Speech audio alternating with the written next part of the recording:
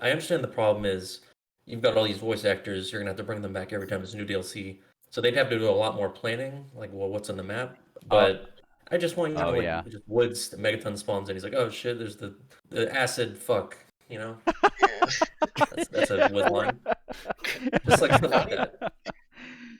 Hello, all. Tack here with CallOfDutyZombies.com, Season 6 of podcast Der Toten. We're so happy to be back now that Cold War is out. I am here with our good friends Matt, Hello. Rad Pack, Hi guys. Thor, All right. and Nabbers Hunter. Yo, folks. Now that we've got Cold War out, we're a week in, we wanted to give our first thoughts and impressions before Season 1 launches. We're still in the preseason, just feeling it all out still. You know, Zombies has been a big, not focus per se, but it's gotten a lot of attention this year from multiplayer crowds with the streamlined gameplay and the cross progression and stuff like that. And so I just wanted to get all your guys' thoughts on the gameplay parts first. So I guess Rad, talk to me about how you use the word and and I think it resonates. It's simplified. What are you liking and disliking so far? Hey, yeah, this is my actual voice. This is like probably the most fun I've had in a zombies game since since Black Ops 1, like just at launch.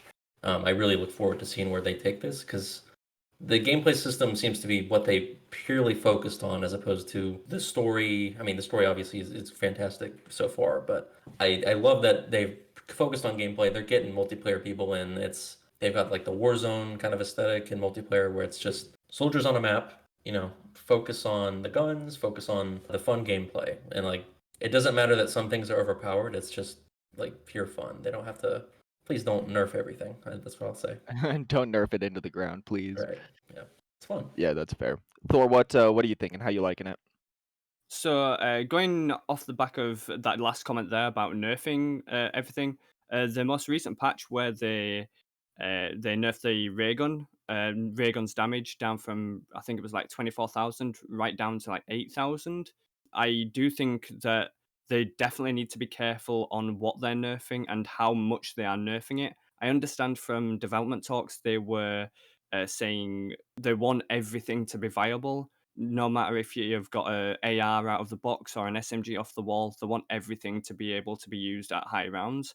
But I don't think just nerfing something that's a little bit overpowered into the ground is going to help with that. So I just wanted to make that point first of all. I'm really enjoying seeing all the multiplayer guys come over to zombies. It's a massive turn on for them with the rarity system. They recognize it from Warzone, they understand it, they know how it works.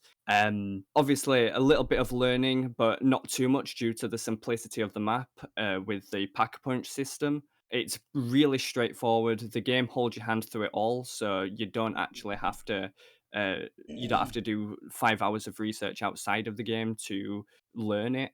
The mapping, in terms of its development, it's the way it's laid out. 3 open areas, small corridors in between those areas to get you trapped if you need to move between. But those 3 big areas are enough for anyone, a solo or 4 players. That's the thing that I noticed. I was watching, I think launch week. I was tuning in to see how the MP Warzone people were liking it. So I was watching like Tim the Tap Man for a little bit, and they were all like doing a high round, and he made a comment. He's like, I told the wife I'd get off like an hour and a half ago, but like we're just still going. It's just still, and they like sitting in one room trying not to die, all just plastering away with the ray gun and stuff like that. So yeah, it definitely seems like they're enjoying it, having a good time with it. I'd say yeah, it's perfect for every kind of player. Just casual, experienced. You can exfil at round 11, or you can just go on forever, however long you want. I really appreciate that at least. It's I highly would rewarding say for objective, more motivated people too. So especially Oh with yeah, exfil. oh yeah, and all the salvage that drops. It gets something in your brain seeing all the big numbers go up. I would say this map, obviously, it's the first map of Cold War, so we don't really know what's going to come after, but it's very comparable to the feeling I got with playing World at War. Um, Nakdun Toten, Verrucht, Shinonuma, Duriz, all of those 4 maps, it feel just the simplicity of the gameplay in World at War. I feel that in this game, and that's why I love it Right. so much. Yeah, and but also you don't get bored on high rounds like you would maybe back then. or like I playing those feel maps now. Yeah. I feel that at round 31, I've got everything. I've got all 6 perks. I've got a die upgraded. I've got a triple pack a punched, whatever. So it's around like 31 that I do kind of get bored. But up to then, I'm having a blast. Matt, what are you thinking? What's scratching your itch, and what's not quite doing it for you? I think overall I really do like the mode. There's just kind of, again, connecting it to Warzone, there's that fluidity of movement that like finally you can like vault over railings and objects and stuff like that. Like it's so funny how I was conditioned to not even think about that when I was playing the map, and then I accidentally like jumped and was on the railing of the machine, and I was like, uh-oh. I was like, I can Right. do this? Yeah. No, So I never even thought to do that. Oh, it's yeah, life changing. Oh my god. it is, and stuff like that is absolutely phenomenal. There's something about it that just feels very polished and fluid that I enjoy, and overall it's really good. But there are a couple like sticking points, and one of which is kind of the loadout system, where I feel like it's sort of counterintuitive in that it's like, okay, it's now cross progression. You know, if you want to stay in zombies, it still counts for what happens in multiplayer, but I feel like there's not that much of a reward, because at least in Black Ops 4, when you'd upgrade your weapons and you'd add attachments and camos to them, you could get them from the wall buys. And last I checked, the wall buys are all randomized in Cold War. So it just feels like everything that I'm doing for my weapons, like if I was strictly a zombies player, it doesn't matter, Yeah. because I'm just gonna get something random anyway. And if they go with this whole Warzone mentality, I mean, you still have the rarity system in Warzone, but you can get your loadout. So I would like to see some type of way where you could just pull your weapons, maybe like an option to, when you go to the wall, to just buy what you have. Or like you can come back and re-roll it for attachments, because Right. it's kind of sad that like there's all this effort put into all this gun customization, and it's like, oh, you can do it in Warzone multiplayer, but there's no real reason. You So can you can re-roll attachments in the like the armor station thing. But I mean, yeah, yeah, I totally agree. Like it feels like there's no point to leveling up guns, like as mhm. opposed to Black Ops 3 or 4. If I'm purely a zombies guy, so it's like I just don't bother. I just use the same gun every game. Because I think it's the same problem, which is really strange for me. It's why they brought back the perks on the map. Because I think people were complaining like, well, before I go into the map, I have my 4 set perks, Right. and it's the same thing with your loadout. It's like, okay, now before I go into the map, I just choose this one gun, and then whatever. Like I can't go and like, okay, I'm gonna pick this one or that one. It's like what I start with is what I get, and I don't know why they would bring the perks back and then not do that with the loadout. I also find it weird that you don't start with grenades, and you have to kill zombies. Like I like that. I think there's more than what was in Black Ops 4, but it does feel a little like, I don't know. Grenades were such a staple of the zombies experience that like I kind of have to wait for them to come Right. around and kill a zombie. Like I'm not. I I get don't that, know. but they are Yeah. pretty plentiful, and also they're way more powerful. So I'll take that trade-off personally. Yeah, Okay. those Semtex. The first time before I ever got to play, I watched a video and I was like, somebody chucked a Semtex at a crowd, and that was And I saw I that do go off. also I like the customization like in the game as opposed to Black Ops 4 where you start the rate of fire and then you can't.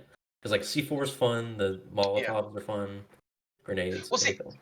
maybe it's too much to ask, but I would kind of like at least start off with maybe one grenade, or at least have an option to, I don't know. Like I can go in with something, but then yeah, I can salvage stuff around the map, because I like the fact that, oh, I get um a throwing axe or a Molotov, but it just feels weird that there's this idea that it's like trying to legitimize zombies, and like you have your loadout, you have your this, you have your that, but then they take Right. away Right. customization. Because I feel like people have just been asking that for the longest time, to more customization in the zombies mode itself, and it feels kind of like gutted.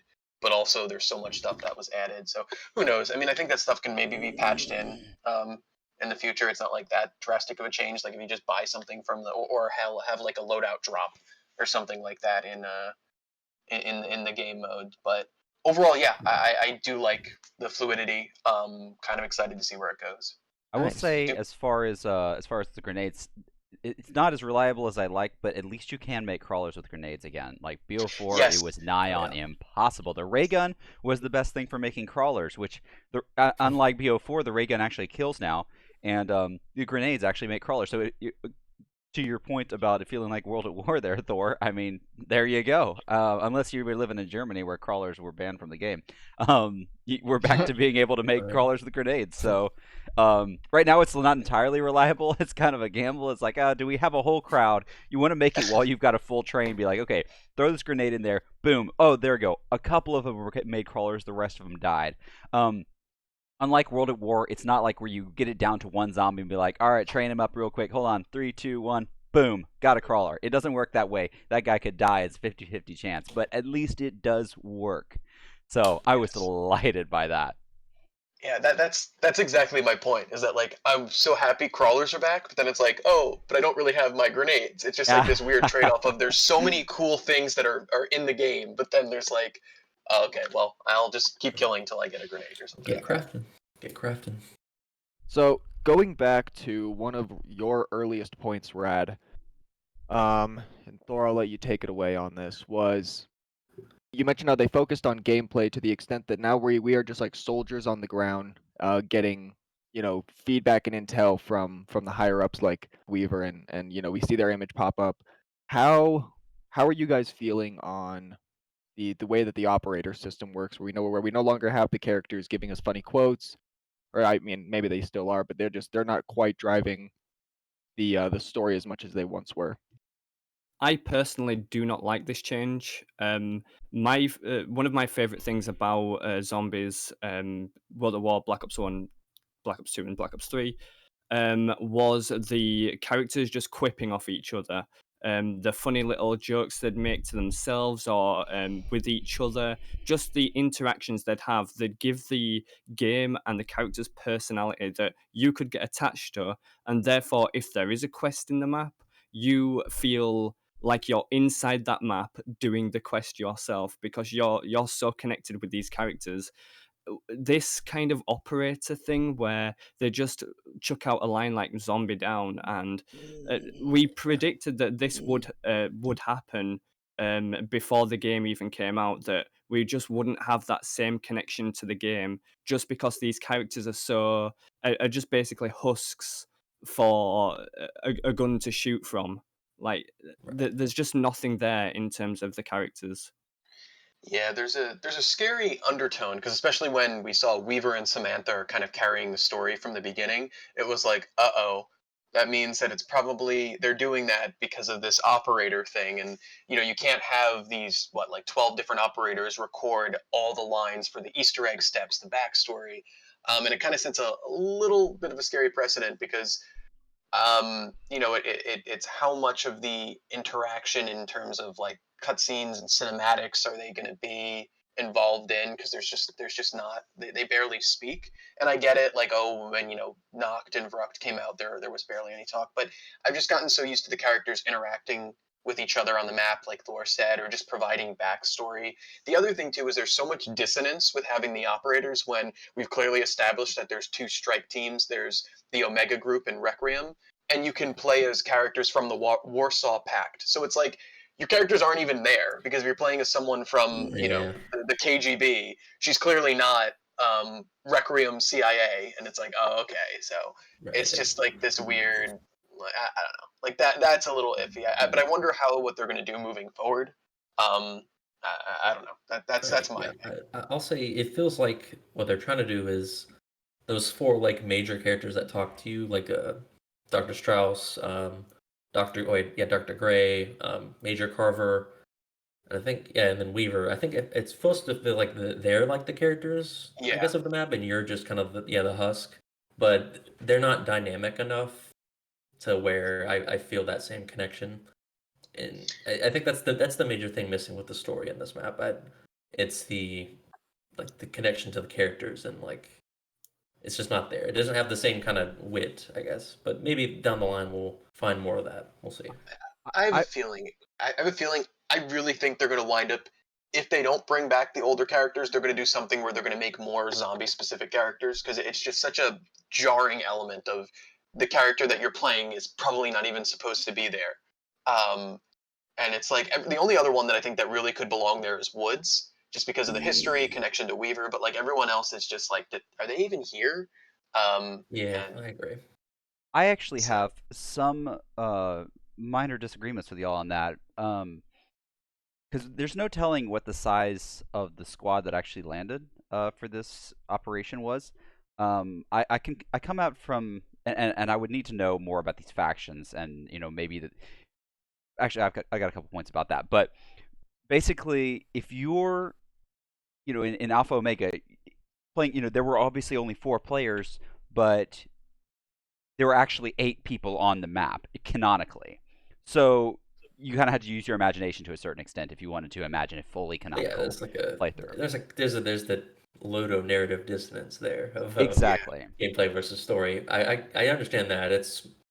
Well, It's beyond more that, just I mean, like they don't feel like they're there, I suppose. They're not responding like it, Russell Adler, right? He's he did all this stuff in the campaign, but then he's like, "Oh, there's some zombies, zombie down." yeah, It that's doesn't feel as intense as you would think. Like I feel like these characters have more to them than just yes, zombie down. I would like I to think that see. I would like to see more implication of that, and I think we will over time. I would like to see, as we have the Requiem, intel right now. I would like to see that continue to be expanded. Like, imagine if we started getting radios dedicated to those individual characters that did confirm, oh, these guys actually did all form the actual Requiem squad that went in and actually performed this mission. And like you said, it's that ludonarrative dissonance, and that's the only reason they're not there is because it is a 4-player mode. Um, the thing is, Weaver actually specifically mentions, however, previous missions that had gone in. So since we do have 2 factions, we could be argued that one was there prior to the other. That these are actually 2 separate missions, and one of them is doomed to fail. The fact that both of them end up succeeding if you complete the Easter egg for one of them doesn't help, and the fact that you can mix factions, like, that doesn't help that argument much. But I mean, it is something to think of and some explanation for that. Again, going back to what you said earlier, Thor, about it feeling like World at War. I mean, I completely understand where all y'all are coming from. It feels pretty weak on the lore in this regard, but at the same time, I feel like maybe we're starting fresh. Kind of, we're going Nocturne and Toten, we're going Varuked, where it, as time goes on, the story is inevitably going to develop. We suffered from a certain syndrome, if you will, towards the end, towards especially BO3, where everything had to be, just absolutely drenched in lore. There was nothing simple about it. Hmm. And here we are at this very simple beginning, where there seems to be no other way that we possibly could have gone back to this point, other than the way that we have. Right. You don't Yeah, just I you understand that. Yeah, you can't just I, return to Noct and Farouk, on command. I Like, starting the my story thing fresh, is here we stand. the only thing I just want is just more like they feel like they're there. They interact with yeah, something on the map. I understand the problem is you've got all these voice actors. You're gonna have to bring them back every time there's a new DLC. So they'd have to do a lot more planning, like well, what's on the map. Oh, But I just want oh like yeah. just woods. The Megaton spawns and he's like, oh shit, there's the acid fuck. You know, yeah. that's a wood Or line. Just like stuff not like that. not even that, but to think that as time goes on, there's going to be more operators added. Right. That's the So problem too. it's Oh just going to yeah, be a that's rough. problem. Like, I mean, I agree totally. You started off with Noct and Verruct, and most of the map was carried out. The story was carried out through radios and things, and I think there's a complete argument to be made there. It's just we've just gotten so used to kind of what Thor was saying, the characters being these heavily like just filled with personality, and then Treyarch has this weird thing with canonizing and not canonizing gameplay, and it just leads to this big sense of dissonance where it's like the characters aren't really talking. They're also KGB agents. Why are they working for the CIA? Like, I thought maybe if you chose like Portnova or someone, you'd have the Omega team talking to you. Like, that would kind of be cool. But yeah, it just feels so weird that like they're like, oh, the Russians are here, and it's like, but I'm playing a Russian character. Like, what's kind of Well, going on? Yeah, maybe it's if weird. this gets patched up, I mean, the factions. I feel like they should have done it the way they did in Modern Warfare, where you spawn in with your selected Mhm. faction player, in accordance with whoever the host is. So if the host is playing, one faction, then you spawn in Right. with your Yeah. faction character from that faction. But yeah, the fact that you can mix them was a very weird decision that I feel like is going to come back to bite them. Right. Because Yeah, the and that's multi what multiplayer does. Yeah, I was gonna say that. Yeah, Well, because multiplayer I does noticed that. the multiplayer. I think the maps actually don't do that. I think Fireteam does. Fireteam mixes it, but I was like, because in the beta it was this mixed match and disjointed sense, but then Mhm. multiplayer kind of figured it out. And then I was like, oh, I thought zombies would, because I don't know, I just thought it'd be really cool to have the dichotomy of Requiem and Omega Team, and it's like, oh, I want to see the Omega Team story, like kind of like the whole Maxis Richtofen Easter egg kind of idea of you choose your team, and we didn't get that. But I think what's going to happen, there's always some weird change that happens the first DLC season where there's something new added that, I mean, obviously it makes sense, like it's after the game has been completed, where there's like kind of like a new spin or flavor to it. So I'm hoping that they expand upon that and maybe bring back older characters or just make them more interactive in the map. Just have something, they're more Right. flavor and spice and stuff. They said they're adding more modes, so maybe grief. Grief, I think, would be perfect for that. I think exactly. I think that would dovetail dovetail perfectly with the faction system and stuff like that. But all right, we have talked quite a bit about operators. We'll save that for Ruspin even operator. later. Yeah, man. But Thor, I know you got a rant to do, a 90-second death machine. Yeah, maybe So just take it away. yep, go ahead and tell everybody off. Go off then. So the problem that I'm facing at the moment with the game is the updates. I really like how quick the updates are coming out. They're identifying problems and patching them as soon as they can, which is great. I love that. Obviously, it stops any kind of glitches, any high round attempts just because you're glitching. So that's brilliant. I love that. But unfortunately, with how quick the updates are coming out, they are treating the player base as bug testers. We've seen with this new patch that a lot of crashing is happening. We've got crashes, we've got power cycling consoles, we've got. I've had 2 errors out of 3 games. Two games I wasn't able to complete the Easter egg due to these errors, and one game actually I was able to complete them. But if this continues with really quick updates, but then treating the consumer as a playtester, then the player base is not going to be happy. After the Here- patch, I played 3 games and got 2 crashes. So there was definitely something going on there, and that's why I just don't want them to release patches without this playtesting. Yeah, it was hard to tell what exactly was causing it because, and I would argue that it was the game, but Water, of course, who is actually a programmer, would say, no, that's a problem with the console. The game would suddenly brrr, and then crash, and so I mean, sometimes you wouldn't actually have the burr. It would just be, you'd be playing, or you'd be in the middle of a game, and especially if you paused, basically if the game sits idle, whether it's on a menu or actually in game pause, just completely crash. Like, and we're not talking like the game shutting down to dashboard. We're talking about power cuts out. So I don't know. I looked it up. I saw some people complaining about that on Xbox Series X. I'm on Xbox One X, so I can't say whether this is. I didn't see other people on Xbox One X complaining so much. It could be just that Google is overwhelmed with Series X players, but yeah, that has been pretty grating. And I mean, we've been kicked out of full games. Well, yeah, see, it's bizarre for me because I've had the exact same power cycling thing, and it was Have only you? Okay. yesterday, and like it happened, or yesterday and Friday, it happened like 5 times. Yeah. I don't know, but the thing is, it happened once, like not even the game, like the game wasn't even open. It was almost like an Xbox problem, but I don't think it's had an update in a while. I don't know what that would Yeah. be. No, I don't know. It's very Yeah, it's very strange. funky. But yeah, no. To Thor's point, I'll put up one of the tweets on from same thing, local memester. That was pretty funny. Where he's like, yeah, it's we're having these issues, and somewhere's like, how do you know what's happening for Xbox? He responds, my Xbox. It's like, like yeah, it's this update has caused some issues.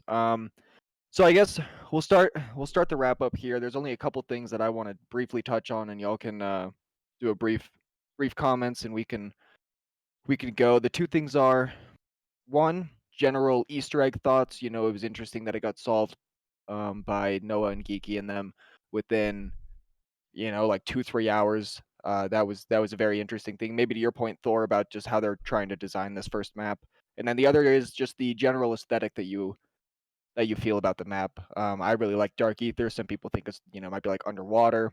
It's all I don't know. I really like the aesthetic of the map, but on those two things, I'm curious of your guys' thoughts for the ending here. So my feelings on the first of all the Easter egg being solved by that team, brilliant. I'm happy for them. Um, Definitely geeky. He put in a lot of effort pre Cold War release. Um, and obviously the other three guys are very good YouTubers, zombie YouTubers. So happy for them. It being solved within 2 hours was very depressing. I was expecting a good solid day of hunting around the map, looking for things, finding Easter eggs that are not even related to the main Easter egg, and just having lots of fun with this hunt. And then we got a 2 hour basically speed run of the main quest, and then that was it. It was very kind of uh it was very like just put you in your place really, and they do need to kind of look at that, and if they're going to continue with this quick solved main Easter egg through the DLC season, a lot of the veterans are going to be very unhappy. Whereas it's definitely catered for new players. It's literally a storyline beamed into their eyeballs, and it's easily accessible. But for the veterans who are really looking for these long, complex Easter eggs or main quest lines, I believe they're going to be unhappy. Mhm. Brad, what do you think?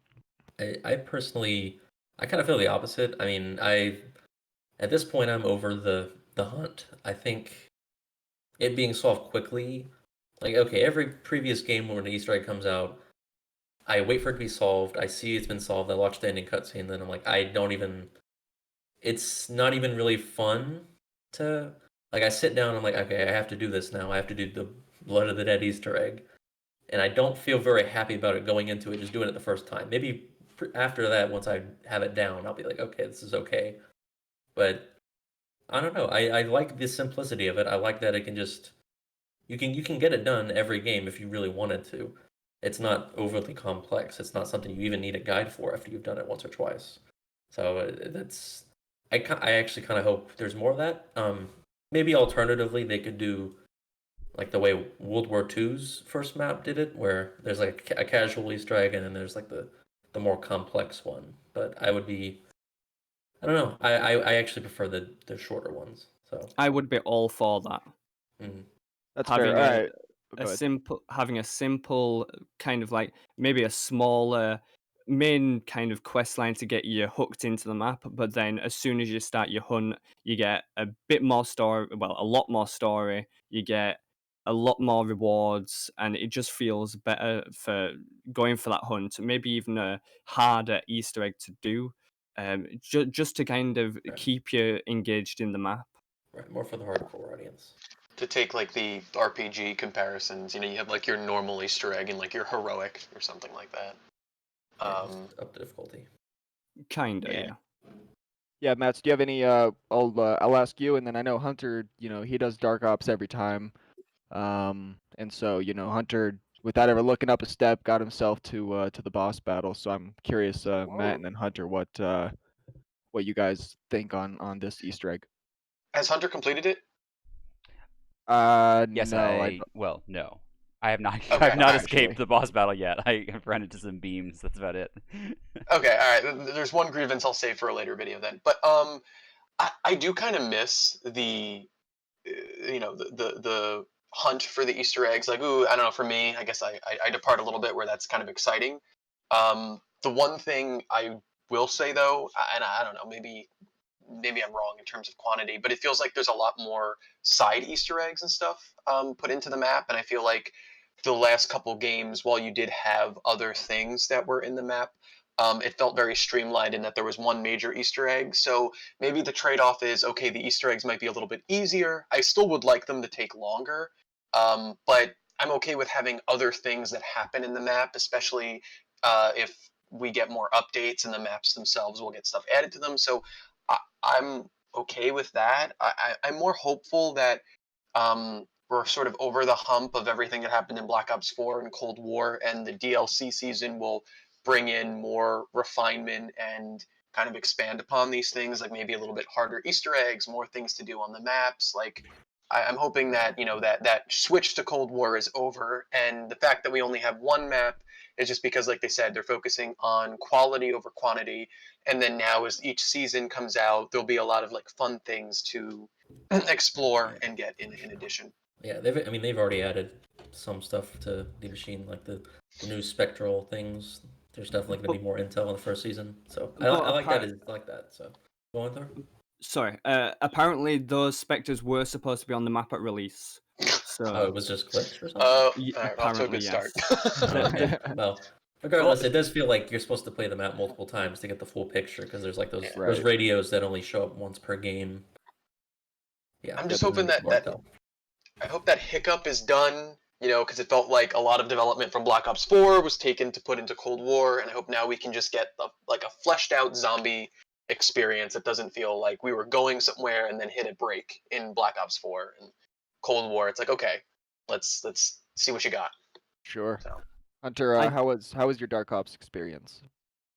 It was a blast. I feel like I'm kind of in between these two positions because I was concerned that I was going to be out of the action for a month, remaining out of the know. But it was straightforward, and it made sense. It reminded me very much of Call of the Dead in its practical simplicity. You don't have, and I don't want to hear anyone calling Die Maschine, a soul box, because it's, you have the name of the device. It's not a soul box, and you can see that the animation for what's happening there is different from what soul boxes are. So that's a mini rant. Don't call it a soul box in my presence. But it's very practical. The steps involve actually more of a puzzle, and you don't have just so much no talent focused steps.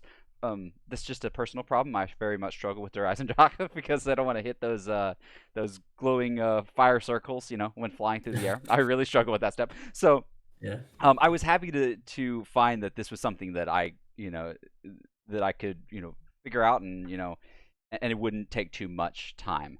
I like the idea of a second, maybe what we might have traditionally called a super Easter egg, even though it is on the first map.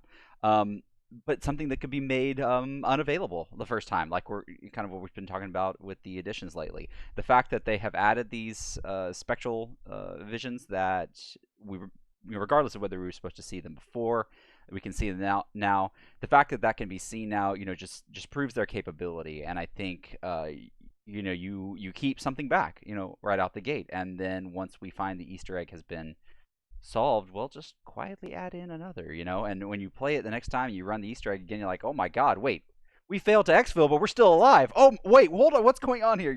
And you realize, oh, there's more to do. So that something like that would be delightful. I'd be quite thrilled to see something like that in the future. But yeah, the Dark Ops experience itself was delightful as always. Just figuring out these steps, on your own. I always encourage people to jump in and do that because, I mean, especially this one was a work of art in terms of just how it progressed and the puzzles that it presented. And it, it's one thing to walk through those steps and appreciate them, but it's another thing to actually find them and have that sense of achievement. So I'm pretty happy so far. Nice. No, I like your not that I know the steps or anything, but I do like there came a point at some point to do my little thing on it is I like your reference to the Call of the Dead where each step actually felt like it made sense coherently and like logically and like what you were doing. I felt like at some points Easter eggs would get like you're like doing a step that you just felt like had you just didn't even know how it pertained to the actual like Easter egg. You're like, why does this get me to the end? How does this relate to?